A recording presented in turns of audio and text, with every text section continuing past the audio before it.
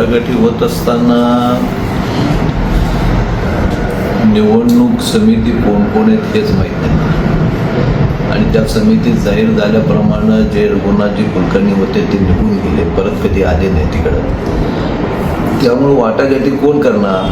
फक्त पालकमंत्रीच करणार का ह्या जिल्ह्याचं सगळं वाटाघाटी? कुणाशी करावं हे आम्हाला अजूनपर्यंत कळालं नाही. त्यामुळे मी कधी त्यांच्याशी संपर्क साधलो बैठकच झालं नाही तर मी का सांगू पालकमंत्री होते का कोण? मी तर बैठक कुठल्या नव्हतं, आमच्या आईची तब्येत ठीक नव्हतं, पण पालकमंत्री असं म्हणले नाही 3 आमदारामध्ये मी का हस्तक्षेप करत नाही. पूर्णपणे हस्तक्षेप पालकमंत्र्याचंच आहे आणि पालकमंत्री जे उमेदवार देतील ते निवडून आणण्याचं काम आमचं आहे. फक्त आता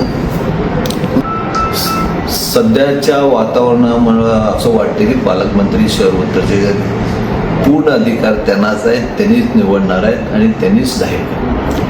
मला असं वाटतं की निष्ठावंत कार्यकर्त्याला न्याय मिळो न मिळो, निष्ठावंत कार्यकर्त्याच्या पाठीमागं उभारण्याचं माझं कर्तव्य आहे. कारण मी गेल्या 5 वर्षात 5 टर्म झालं माझ्या पाठीमागं कार्यकर्ते राहिले, उभारलो, निवडून आणले.